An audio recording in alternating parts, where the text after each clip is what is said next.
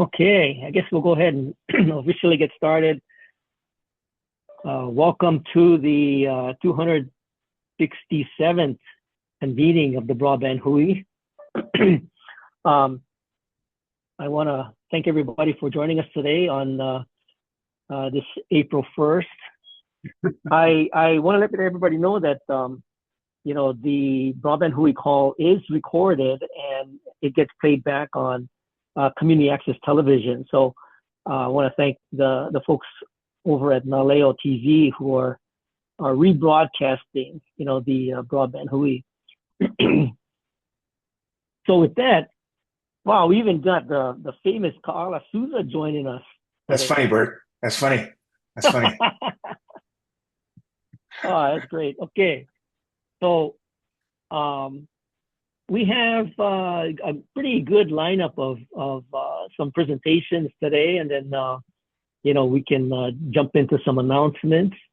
And with that, what I will do is kind of start off with our manao of the day, and I spent a little bit of time thinking about what would be appropriate for sort of this April 1st. Some people were teasing me that it might be April Fool's, but I thought about it, and this kind of is like the calendar sort of start of spring. So I thought it'd be good to do a manao of the day that had something to do with spring.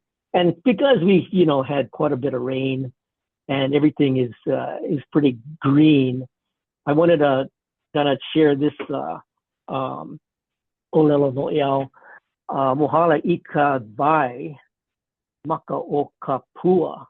And that's unfolding by the water are the faces of the flowers. So, I think it's an appropriate kind of Olelo No'eau for, kicking off the spring. We're entering into the second quarter of 2026.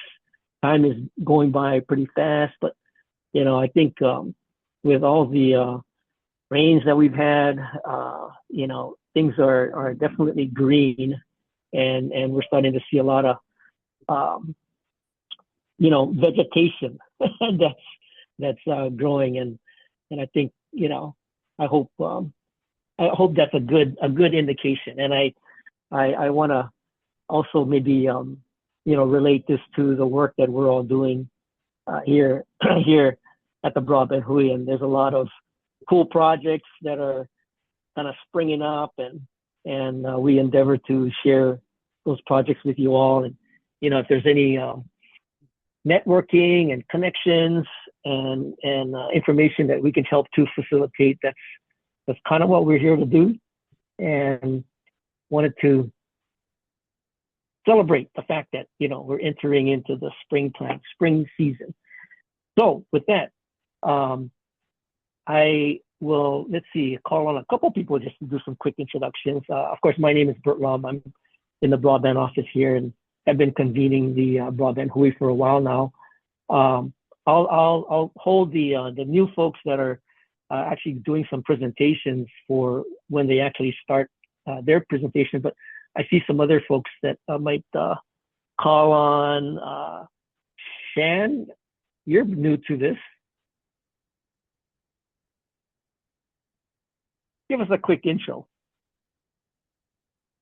Hi, I'm Shan. I'm with Mapunabai, and I'm just here sitting and meeting you wonderful folks. And excited to hear about the presentation that Daniel has for us today. Great. And just so that we have, or people can have, who maybe a little bit of information about who's on the call, drop your name and what organization you're with in the chat, and that would be super helpful. So at least we can have a running roster of folks participating.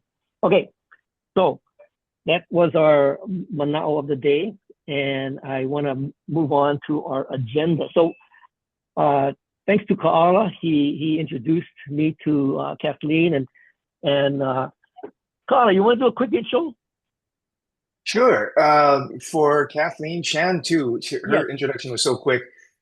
She like was owning Kauai. She's one of our digital navigators who was basically doing every single branch on the island of Kauai. And we have this thing where all of the navigators we try and collect success stories and testimonials, and we started getting a bunch of pictures of people just taking pictures of food. So we had to create a whole new channel in our Discord to just be food flexes. Like people, like when Mm. patrons are so happy, they just bring food. That's Hawaii. And Shannon, I think, has an entire outdoor refrigerator and freezer devoted to food because she is so well liked and on that island of Kauai. She's on Oahu now, and she has a crazy solid amount of skills that we're trying to make sure that we can and tune into what's happening digitally here in Hawaii. Kathleen was somebody who was introduced to me from Matt, who is from the branch manager from the Library for the Blind, and she does things on the island of Maui that I don't think anybody else does. And she'll be, we were able to coordinate a class that was for people who are blind and visually impaired. And Daniel, who I think will be able to introduce himself as well, was the instructor for that, created the curriculum for that, and really was leveraging AI for people who are blind and visually impaired. And it was just spectacular. And I think the turnout was great. Kathleen, has a whole group that meets regularly, and we just fit in on a part of their schedule. The Maui Economic Opportunity Office let us use their facilities there, so it was a really solid partnership all the way around. But that's what we're wanting to.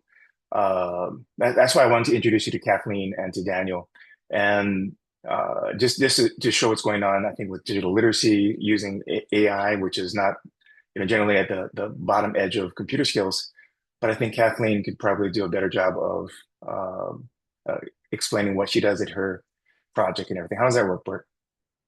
Yeah, no, that's perfect. Perfect. Thanks, Kaala. Kathleen. Do you want me to do my presentation now or just introduce myself? Sure. Oh yeah, let me make sure I enable sharing. I don't need to share. I'm just going to talk if that's okay. Oh, okay. Okay. Hello, everybody. Thank you for having me here today, and thank you to Kaala for connecting me. So I work with Naho Aloha here on the island of Maui. We provide supportive services for people over the age of 60 and people between the ages of 18 and 59 who have a permanent disability. And we provide those services throughout Maui County, mostly through our network of volunteers. We have a great crew of volunteers, and our volunteers are out there helping Kopuna with transportation to doctor's appointments, to get to the store, to do their errands, and also really importantly is friendly visits. So for Kapuna that live alone or who have family that are working all day and they're just home and really isolated, we have volunteers go in and spend time with them and create friendships and play a game, talk story, or go out to lunch or do something like that. So just knowing, and even doing telephone calls, just to know that someone's looking out for them, someone is checking in with them, really important. My position is I'm a Kapuna support navigator. So I'm out there working directly with Kapuna one-on-one to ensure that they have access to benefits, access to healthcare, access to food, making sure that they are living independently and safely where they want to be. And as part of that, I facilitate a vision loss support group. And that is because my background in training is actually in vision studies, vision rehabilitation. So I moved to Maui about 10 years ago. So I've been facilitating the vision loss support group for almost 10 years now. And it's a group of individuals that live on Maui, experiencing any degree of vision loss.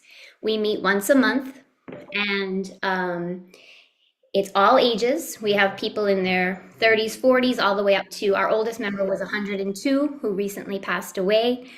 Very diverse backgrounds. economically, socially, culturally, very diverse group. It's wonderful. And everyone is at different stages of vision loss. Some people are still holding on to their ability to drive, which is questionable. But they are there because they've been diagnosed with a condition that they know is progressive. So they're being very proactive and learning about what things will help me when I can't access things with my vision. And then we have people who have had vision loss all their lives. They've been living for 80 years with very limited or to no vision. People traveling with long canes, with guide dogs, and other people, as I said, still driving.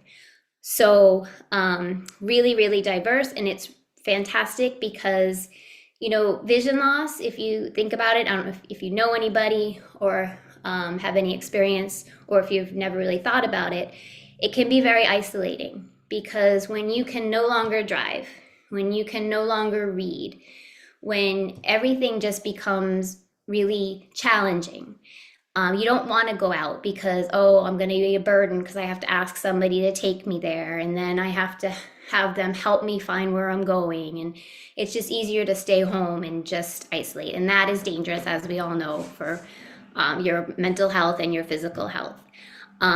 So what's really great about the group is we have the real go-getters, like, I have vision loss, who cares? I'm still going to live my life. I don't care.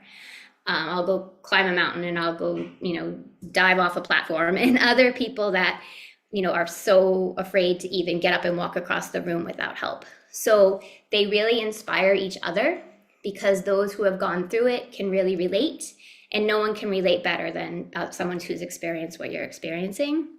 So it's really a way for them to, and I've seen it, they develop friendships among themselves. And so then we're cutting down on the isolation there too, because they're helping each other, sharing tips, and this is how I do it, and this is how you can do it. And it's just really wonderful thing. So one thing, in addition to that peer support, that is really helpful is technology. Technology is critical more and more for people with vision loss. It always has been, but as technology is getting better and more accessible, it's becoming more and more important. And voice recognition, text to speech, all of those things have been really getting so much better. I mean, when I started in this work like 25 years ago, we had these big machines like scanners that you have to scan every page, and it would be optical character recognition, and it wouldn't really work. And it was really cumbersome and really expensive. But now we have our smartphones that take place of so many different pieces of technology that we would have had in the past. And but there are still barriers, even though you think everyone has a smartphone. There are still barriers for people with vision loss. One of that being that assistive technology devices are not covered by Medicare or any health insurance. So, magnifiers, talking products, all of those things are not covered. So, and they can be expensive, especially to people with limited income, Social Security income, disability income. But that is where the smartphone, again, comes in, because you have so much on that device. The built-in accessibility and the apps that are available are really fantastic. But the barrier there is for people to learn how to use those, or to transition from their landline phone or even their flip phone, because when you're visually impaired, you can feel the buttons, and on a smartphone touch screen, what do? I can't feel the buttons to dial. So even with that, there's the learning curve of when you need to switch to use your smartphone without vision, you have to have voiceover turned on, and then that changes all of the gestures. So you're not just swiping, now you're learning the 3-finger swipe and the double finger triple tap and the single finger tap, and the all these different ways to access your phone with voiceover turned on. And that is where the digital navigation program, when I heard about that, I was like, this is fantastic. People can get training one-on-one in learning these things. And I had reached out to Matt Brown at the Library for the Blind, hoping that when they were doing this digital navigation, they were taking into account the fact that people with vision loss need to learn the accessibility features. They can't just go use the computer at the library as is. And that's when I got hooked up with Kaala, and he is so enthusiastic and immediately jumped right on board. Yeah, let's do a class for your members. And we did a 3-hour class earlier, or actually in about 3 or 4 weeks ago in March. And there were 4 digital navigators, and we had 8 of the people from our vision loss support group come, and they are still raving about it. We just had our monthly meeting last week, and they were telling the other members of the group how great it was, and they were telling them what they learned, and they've been using what they've learned, which is more important, that they're actually using it and practicing those skills. Daniel was amazing, and all of the crew just really giving that one-on-one attention. So it's really nice, and we do have some members that did now have created their own appointments for one-on-one in the libraries here on Maui, so they're continuing with their education, and we're hoping for a part 2 class so that we can continue learning and get some more people on board with some of the technology there. So, and just to finish up real quick with, because I was kind of on the topic of barriers, the digital navigation program is so great in the libraries, so accessible in that way, but transportation is, a barrier for people with vision loss because they have to get to the library. And then just the fact that not everyone has internet access in their home. And the cost of that can be difficult when someone has not used technology. They didn't have really vision much of their life, so they never really got on board with technology as we all kind of did as everything just transitioned into that. And so it's hard for them to think, oh, I'm going to pay all this money so I can have this device in my home, but I don't really know what it will do. But yet they could have like an Echo or a Google Assistant at home that they could talk to that would help them. Or, getting their own smartphone and learning that. But they're questioning the cost of just that monthly internet fee. So, that is also kind of one of the barriers that do exist for people with vision loss, especially if they live alone because they're not having their family that's already paying for the service in the home. So that's kind of what I wanted to share. I'm happy to take any questions from anyone, comments. Well, that's great. When Carla brought this to my attention, I assumed everybody was sort of in the realm of digital literacy and digital competency. But I'm glad to hear that you all, Carla included, is embracing the whole AI literacy, and just so we can get some timing standpoint, get some fair time for Daniel to talk a little bit about, what is it that you guys use in terms of AI platforms and applications that would help somebody that's vision impaired. So I'll hand it over to Daniel from Mapuna Vai, and Daniel can talk a little bit about how they've incorporated AI into the curriculum. Absolutely. Aloha, everybody. My name is Daniel Uemura. I'd love to kui my talk together with the Olelo Noeau that you shared, Bert. For those that don't know, our organization, Mapuna Vai, means a bubbling fresh water spring.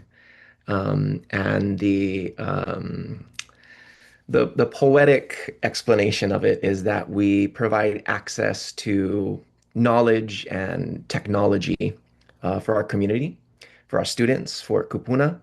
And we believe that it shouldn't be a luxury. It should be a fundamental resource, just like water. And I tell a lot of the digital navigators that I help to supervise and mentor that Mopunavai is this freshwater spring, but you all are these small creeks of water that actually get to go out into the community and provide this valuable service to your students, to the patrons, and that you are like the fruits of this beautiful tree. And so I just thought that that quote you shared was very beautiful because I imagine all of our patrons as these flowers blossoming and opening up whenever we teach them. No, Before that's I great, dive Daniel. into, yeah, yeah, yeah. Before I dive Thank into you. the library for the blind and also the work we did on Maui with that class, I'd love to share a little bit about myself just so you know who I am and where I come from. I was born and raised in Kailua and Kaneohe, and I've lived most of my life as a dreamer, both wanting to accomplish my dreams as well as the dreams of others. And my story starts 15 years ago. I remember calling my mom when I was in San Francisco. I was there to meet a film director and actor interested in having me do artwork and design for their indie film. And this was the first opportunity I had to work on a movie, which was my dream. And at that moment, I felt like I was touching my dream with my fingertips. And first thing I always do when I get good news is I call my mom because I wanted to share it with her. She's always believed in me, and her confirmation means everything to me. And for 15 years, I've taken a lot of pride in my design accolades. But what I realized just last year was that those accomplishments pale in comparison to the work that I get to do now, which is working with students and kupuna in our community every single day. And now when I call my mom and talk to her, it's with this enthusiasm that's a lot less self-centered and telling her that I am a digital navigator and I've helped a student achieve this or helped a person with blindness or a hearing issue get to solve for a life issue is a real big badge of honor and purpose. So I joined Mapunavai last year as a computer instructor when we were teaching all the classes in the libraries. And the scope was way larger than I thought it would be before I said yes. First of all, I thought that when Kaala texted me and said, "Hey, you want to come teach a class out in Nanakuli to a group of kupuna?" I was thinking he's just trying to make me do all the hard work and drive all the way out to the west side from the east side and teach the class that he doesn't want to teach. I was like, what is this guy thinking? But I love Kaala, so I said, yes, of course, I'll do it. And I was hooked. Like within the first 5 minutes, I was hooked. I knew that this is exactly what I want to do with my life. And over the course of, I don't even remember how many months, over a year, we taught hundreds of computer classes. I personally got to go to 5 islands, teach at over 35 of the 51 libraries, people of all ages, demographics, all sorts of devices. And while teaching, I needed to have personalized, customized slides that met my design standards. And that's when I realized that my two passions could merge and that I could use design as a language to help the students understand computers more clearly, use their devices more effectively, communicate and present better. And I don't know what it was, but Carl says he has a gift to see the gifts within other people. And he said, Daniel, I think you'd be good at training the other trainers. So we created a curriculum that was kind of foolproof. You just follow these slides and you can teach how to use computers. But some of the other instructors needed to polish some of their edges. So I helped them with their soft skills, how to communicate more effectively, manage their time, build more confidence. And this led me to my current role as a supervisor for the Community Digital Navigator program. We have about 20 digital navigators spread across 6 islands, and we really are on the front lines of Hawaii's digital equity work. We work one-on-one with patrons who can't print documents, who can't log into their email, who've gotten scammed, who need help singing into their karaoke machine, who need help connecting their hearing aids to their Bluetooth. Um, our navigators help to get kupuna to be able to video call with their grandkids, help small businesses and business owners set up online payments, create invoices, job seekers building resumes. I mean, the list goes on and on.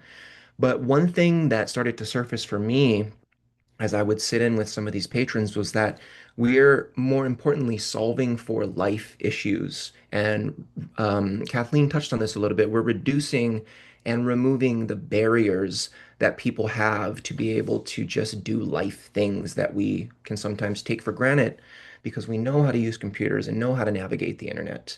For example, a life issue might look like somebody who doesn't know how to use the internet but needs to find a lawyer, or somebody who needs to go online to apply for SNAP benefits but doesn't know how to use the computer or even know how to use their smartphone.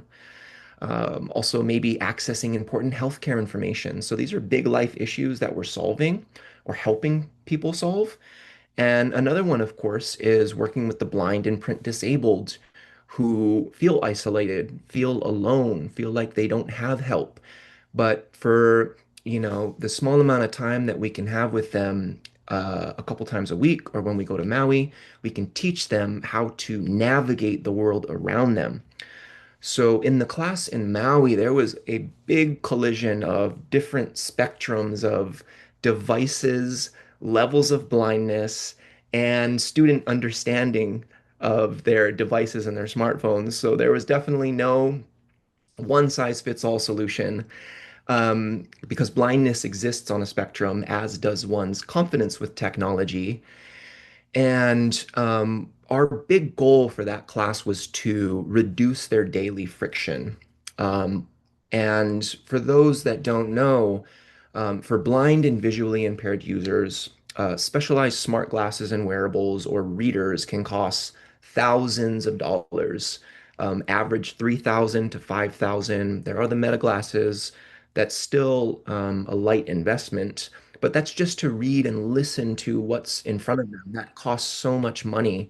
So our breakthrough solution that Kathleen talked about was using something they already own, a smartphone, and showing them that they have access to free tools that already exist on their smartphones. For example, some of the apps we taught them how to use were Seeing AI, where you can point your camera phone and take a photo, get detailed descriptions of who's in the room, what's in the room. You can select colors. So, for example, one of the pain points that blind and visually impaired people have is just knowing how to match their clothes, right? Or else they'll look like me on a regular basis with mismatched clothes. So you can point at a piece of clothing and it can say red or blue or gray. You can point at currency and it tells you exactly which type of note you're holding. You can identify faces. You can have a photo library of my face, Bert's face, Kala's face. And when you point Seeing AI, it says, that is Kala, that is Bert. Lookout is another app specifically for Android. It does the same thing Seeing AI does, just with a different interface. And then two really, really great tools we introduced them to are Gemini and ChatGPT. Gemini for free has you can tap the camera icon and it will say out loud, you are in a room, there is a computer in front of you. And this is, again, it's really cool because you can also tap share screen. And if you're shopping, for example, Gemini, if you give it access to see your screen, it will walk you through what's on your screen. Or if you're bumping into an issue, booking flights, for example, it can tell you what's where. ChatGPT, you have to pay for that specific feature of using your camera and your screen share. However, we were able to use ChatGPT to take a camera, for example, or a photo, for example, of a complex like HOA letter that got sent in the mail. And if somebody has a really hard time seeing it and they have to hold it really close to their face, they can use ChatGPT's camera to take a photo and say, could you please summarize this in a way that a 5-year-old can understand it? Then it will be able to identify what that homeowner needs to do. So those were the main tools we focused on. It really felt like we were at a party and we were hopping between people. We had 4 navigators and 8 students, and it still didn't feel like we had enough navigators there, because we just wanted to sit and dedicate, big chunks of time to helping people. But thankfully, we do have the digital navigator program. And one last story, we were at the library for the blind a couple weeks ago. Kaala was there as well. And one of our patrons came in with Meta glasses, the wearables that you can connect to your smartphone. And we helped him set it up because he didn't know how to turn it on. We helped him connect it to his phone and teach him how to use it. And the big celebration was when he was able to take a photo or just say, "Hey, Meta, read what's in front of me." And it read a sign in, I mean, perfect detail. And he said, "Oh my gosh, I can finally order something on my own at a restaurant," because he couldn't read the menu. Or he also said, "I can finally go shopping again," because he wouldn't know the price of something or the ingredients in something, the nutrition facts. So those were two really big things. Two great stories that I love sharing. One frontier where we still have our eyes on, and it would be great if anybody hears about it, if they could let us know. But we're looking for a wearable, or when AI gets to the point where we can achieve real-time spatial recognition, where, I mean, just imagine if we have a set of glasses, or you can use your smartphone and it will give you live second by second feedback about where the doors are, or where the bathroom is, or if you needed to find your gate at the airport. It's really tough because when we point the camera, or when I point the camera and it says, "Where's the door?" And it'll just kind of have me going in a 360 circle a bunch of times. So that technology is still in its infancy, but it is coming. But yeah, if anybody hears about some revolutionary AI program, please let us know. And mahalo for everyone who is on this call if you've supported Kaala and Punavai in the past. And thank you all for your time and for listening. Mahalo. No, that's great, Daniel. And I just wanted to maybe quickly kind of. I'm glad you cited some of these examples. I dropped a link to Meta because Meta just sent out an email this morning about some of their glasses. But there's some folks, Kathleen, on here on the call from Maui, and maybe there's a chance to kind of connect up. So Gary Albitz is on Maui, along with Nick and Nick Winfrey. Winfrey is also part of Imua Onipa'a, and they're on Maui. So if you guys ever kind of like want to hook up, that's a good connection to make. Okay, enough talking. I wanted to kind of move on. Do anybody have some questions for Daniel or Kathleen right now? Because I wanted to give the tech savvy teams a chance to share what they're doing. Hey, Bert. Catherine. Yes. This is Catherine Korinaga, Department of Human Services. And what I was wanting, thank you first of all for your sharing of what you're doing. It's awesome. But I was wondering how this applies to that the WAG, not WAG, WCAG 2.1, because that is now telling us that we need to have all of our documents formatted in such a way for the like visually or low impaired vision to see. So we're just wondering, we're struggling truthfully in how to now write all of our documents so that we're compliant. So I'm just wondering if we can like work together to see how we can accomplish this. Thanks. We can do it offline separately. I know Bert wants to move on. Thank you. I know Bert wants to move on too, but Catherine, thank you for sharing that too. What we're seeing is even websites are, that was designed for people who can see things are being, like when you have a chatbot read through a website, it doesn't read it the way human beings do.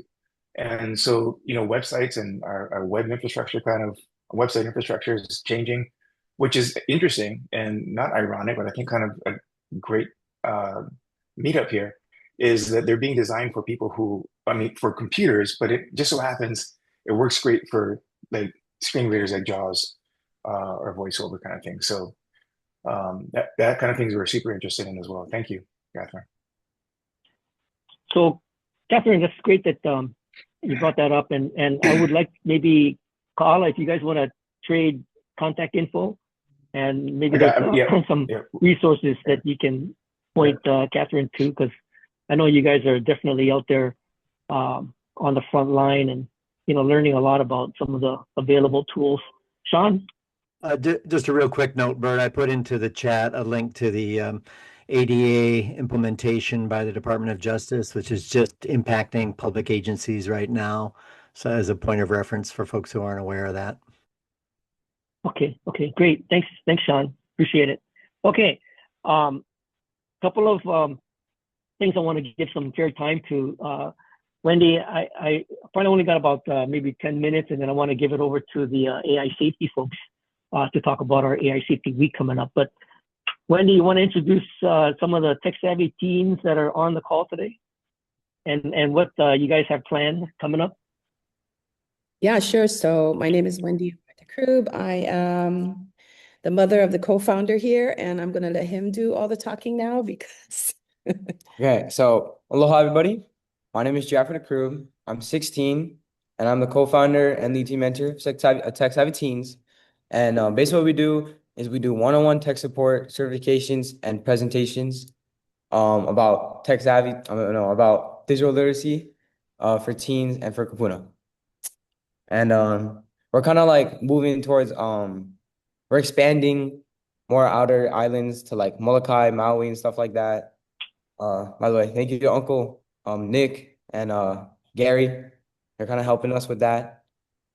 Yeah, we're also looking for if any additional partners in Kauai. Yeah.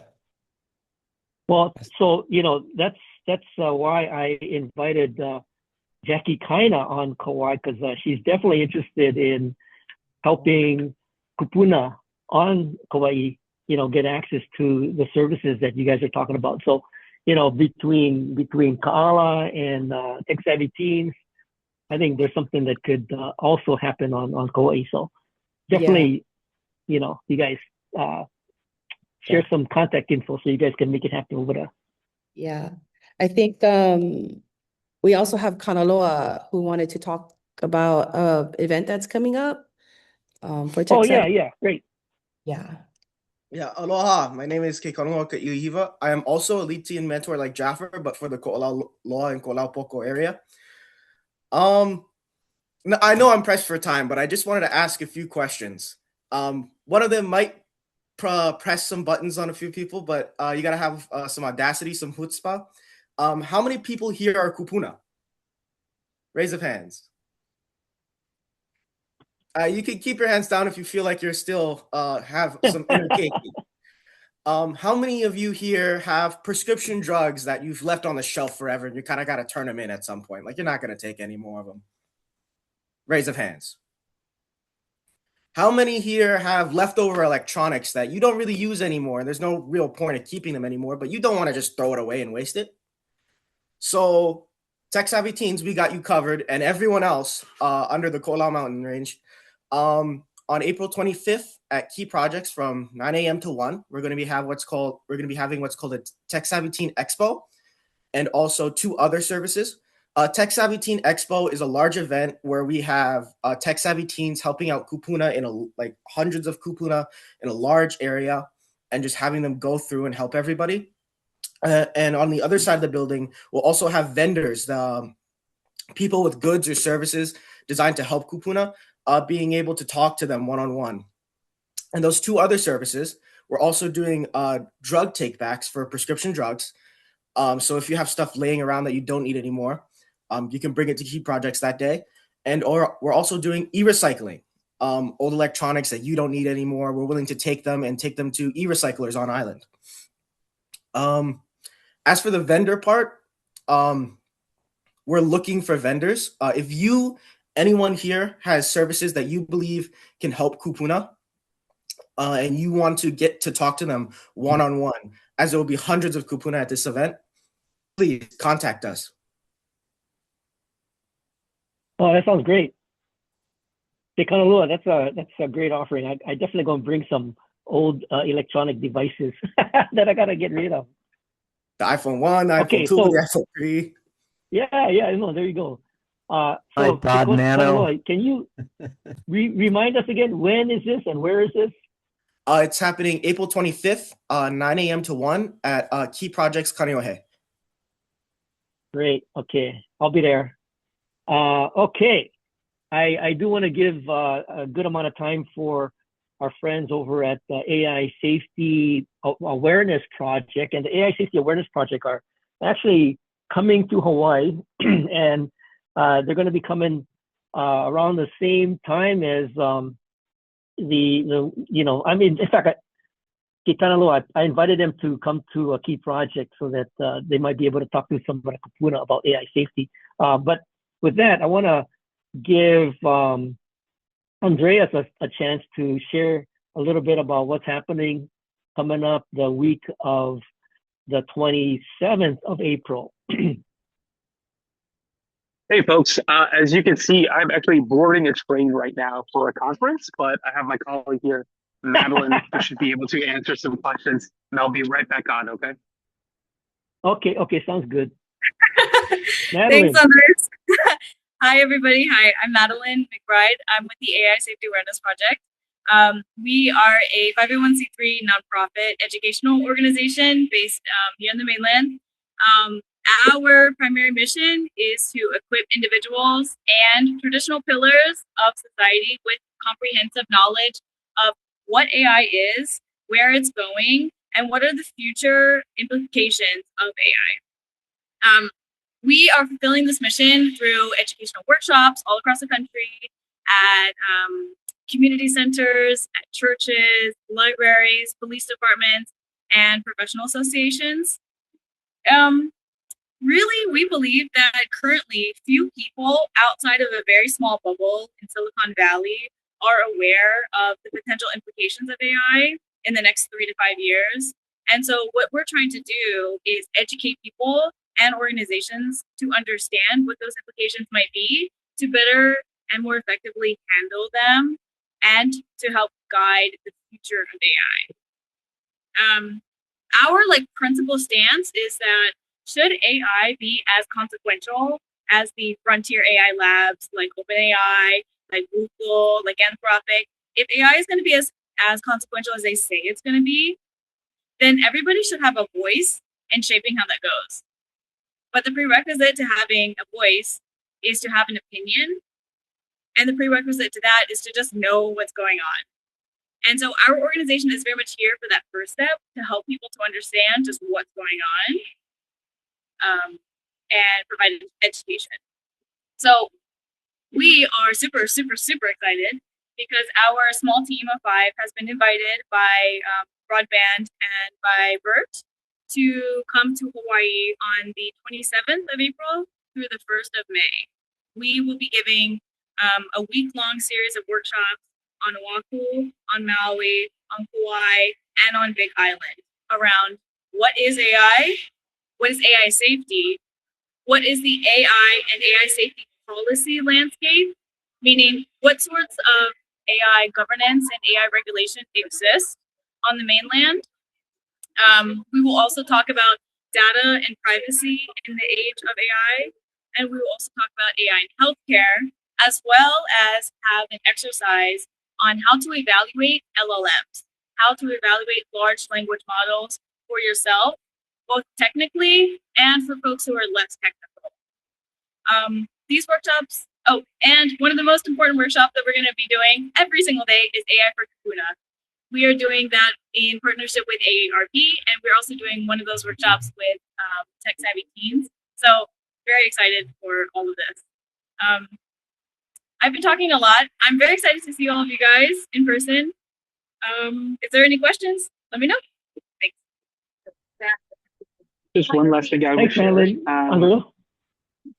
Yeah, very, very briefly. I'm going back to what Daniel said. I think he said it very eloquently, talking about how confidence with technology is on a spectrum, right? Information on AI and confidence with AI and knowing what is happening with AI is on a spectrum as well, right? Very, very difficult to call anyone an AI expert because AI intersects with so many different things, right? So our goal with these workshops is not necessarily to do any upskilling or to really give folks a hey, here's how you use a large language model. It's more so, here's how you can comprehend what AI is doing, comprehend how AI is affecting your community and how it might affect your community in the next 2, 3, 5, 10 years. So thank you, Bert, for sharing that link in the chat. If you guys want to see what those events look like, et cetera, if you have any questions, feel free to click at the chat or, excuse me, click at the link or contact me, contact Madeline, contact her. Yeah, no, great. And I do, of course, I spent a little bit of time last week talking, or last 2 weeks about AI Safety Week, but I wanted to get the real folks here, Andreas and Madeline, to talk about exactly what they're planning to do in Hawaii and what we're helping to coordinate. So again, take a look at that Luma link, and it has all the information about the upcoming activities throughout the course of the Monday through the Friday. And Andreas, I'm counting on you to also be in Hawaii on that Saturday, the 25th, so we can head over to Key Project and you can hang out with the Tech Savvy Teens folks. Okay, so you're cutting into my beach time, but yes, I'll be there. Oh yeah, sorry about that. I think Carla, did you have your hand up? No, sorry, that was an accident. Please go ahead. I'm just listening. Very interesting conversation, though. Thanks so much. Okay, great. Any questions for Andreas and Madeline about AI safety coming up? Please get the word out to your networks, because we definitely want to give this opportunity a chance for everybody to participate in this opportunity coming up in end of April. And again, remember, we're not going to have another Broadband Hui call until the 15th. So, I want to make sure that this is top of mind for everybody.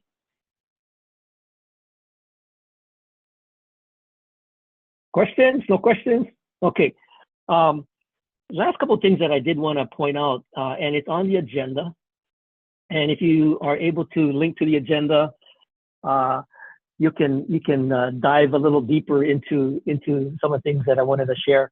So a couple of new links that I wanted to point out. One is the National AI Literacy. Benton Institute did a good summary of the federal position on AI. And so I think that's a good read. And then also Benton did a guide for AI literacy. So that's another good one to refer to. So I wanted to point you all to that. The other thing that I wanted to give you a quick update on is that many of you who are already on the Connect Kako mailing list might have seen an announcement by the BEAD team. They're actually looking for a couple of technical project managers. So I did invite, I see Michael on, but I did invite Sarah, and they were saying that maybe next Broadband Hui on the 15th, they can talk a little bit about the details on that particular job description. But they do have an announcement on the Connect Kako newsletter about 2 positions that they're looking to fill for technical project managers for some of the BEAD rollout, and I think everybody knows what BEAD is. So that's something that I think some of the folks here might be interested in. Sarah, did you want to say anything? I noticed that you popped on. Oh, hey, Bert. Sorry. Yeah, I was at a medical thing this morning. Not much to share right now, just because, we'd like to wait until the full posting. But basically, it's as described, a project manager to help make sure and help work with the team on quality assurance as the contractor moves forward with deploying to all served and unserved locations, underserved and unserved locations. Okay. Do you want to say more about it next Broadband Hui call? Yeah, we should have the listing by then, and I'm happy to share about it then. Okay, sounds good. And Sean, I see you mentioned something about Garrett and team getting recognized. I think, didn't you talk about that last Broadband Hui call? I did, but the event just occurred in Monterey, California. The California Education Network Corporation that does like the research and education networks for the education sector in California had their big annual gathering, and Garrett was speaking on a panel which was streamed, and so the video will be. I'll go find the link and share it, sharing some of Hawaii's experience. But Hawaii just got such a high profile, and the whole conversation, the experience and knowledge, and David Lassner and the whole team were awarded big recognitions. So I just thought I'd mention it. We should all be proud of our legacy of national leadership. Yeah, and Sean, if you do find that link, feel free to just send it out to the Broadband Hui mailing list, because I think that's something well worth checking out. All right, I guess we've got a couple of minutes left over, and I wanted to open it up for any questions that people might have, any topics of conversation that are fresh on people's minds. Hi, Bert. It's Kiani at PBTRC. Hi. Hi. I just wanted to share this survey opportunity that has that some of our UH our partners have released. Last year we received about 8,000 survey responses, and so this is a new round, and this will help spread the word for a healthier Hawaii and improve the quality of life throughout our community. Takes about 15 minutes, and anyone who is 18 and over is invited to take the survey. So I put some information in the chat, and I can also email it out to our group thread. Yeah, Kiani, just like I mentioned to Sean, if you want to send an email to the Broadband Hui mailing list, feel free to do so. Okay, I will. Thank you. And maybe we can get some folks to respond to that. Yeah, awesome. Thank you. Hey folks, just a quick note. I'm based in Chicago, and we've been working a lot with Chicago libraries to promote workshops and run free public workshops. Very, very similar to, if not almost pretty much exactly the same as what we're going to be doing in Hawaii the last week of April. That being said, they are in the midst of introducing us to their digital navigators. It seems like they think it's a very natural fit that digital navigators be trained on basically how to think through AI, when to rely on them, when to not rely on them, what risks to be aware of when they're helping folks with technology. And I just wanted to put it forward to the group. If that is of interest, or if that's something that you'd like to listen to or hear more about, please feel free to reach out to me, Bert, or Madeline. We're more than happy to completely stock up our week in Hawaii with workshops, with trainings, etc. So if you'd like to even learn more about what that training or workshop might look like, please don't hesitate to reach out. Okay, great. Thanks, Andreas. And Carla, you're welcome to send anybody you want to any of the workshops that are coming up in April. It might be a great chance to share the wealth here.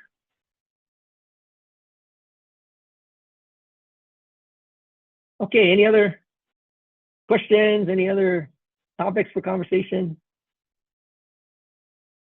Wendy, I'm still holding a spot for you guys to talk about your DHHL project, but we don't have to do it now. We can talk about it later. Yeah. I know I can't really share a lot because I'm still also subcontracting for that project, but yeah, basically it's been awarded to a prime, and we're hoping that Tech Savvy Teens will be the workforce development track.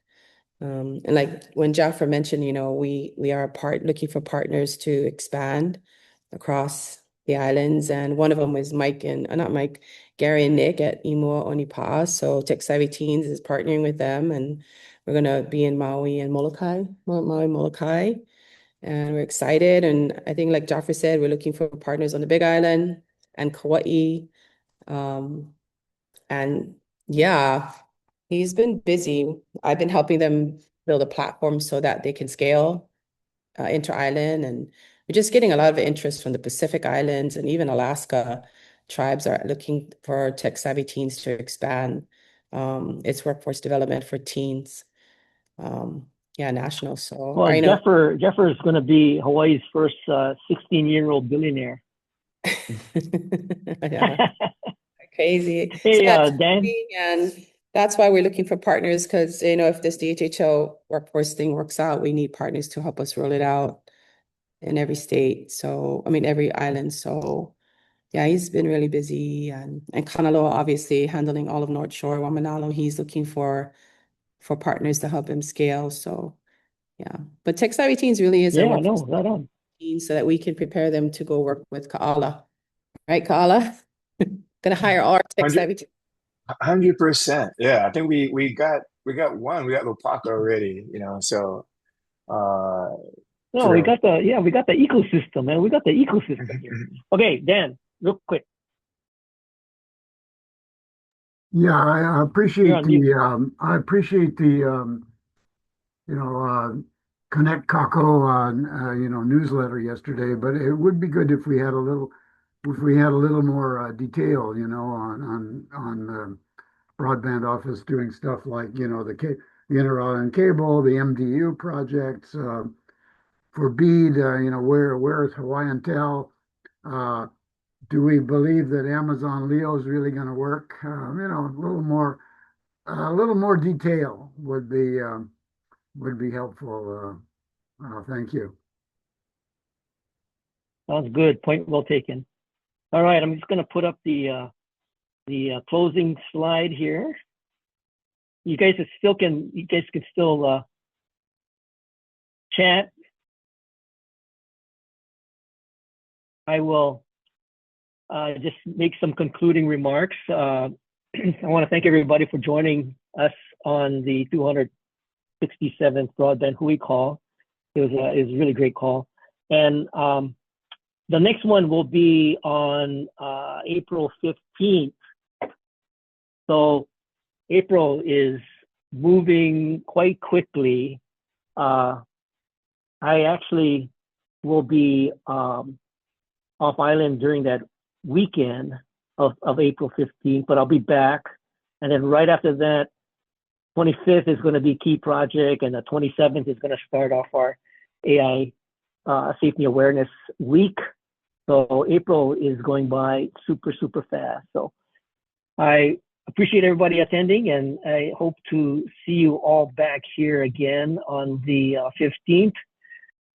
Until then, you can feel free to email me. You know where to contact me. But until then, y'all stay safe. You all stay awesome. Aloha, everybody.